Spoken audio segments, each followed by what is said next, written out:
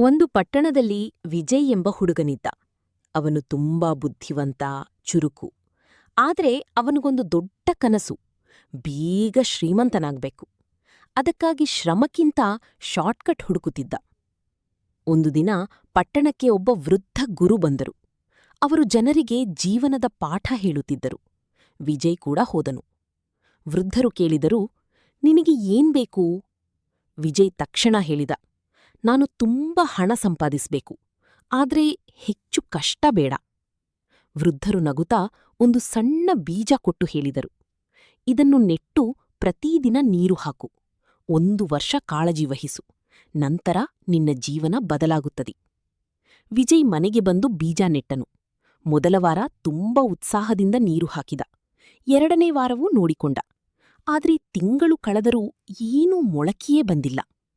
ಇದು ವ್ಯರ್ಥ ಎಂದುಕೊಂಡರೂ ವೃದ್ಧರ ಮಾತು ನೆನಪಾಗಿ ಮುಂದುವರೆಸಿದ.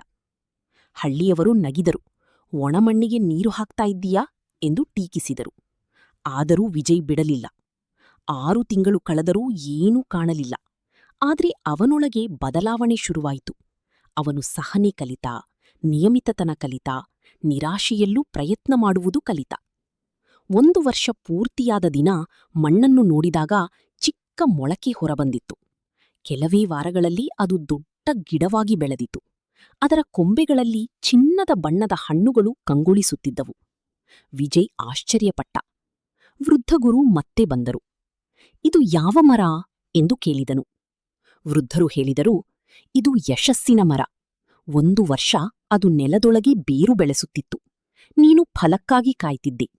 ಆದ್ರೆ ನಿಜವಾಗಿ ಬೆಳೆಯುತ್ತಿದ್ದದ್ದು ನೀನೇ.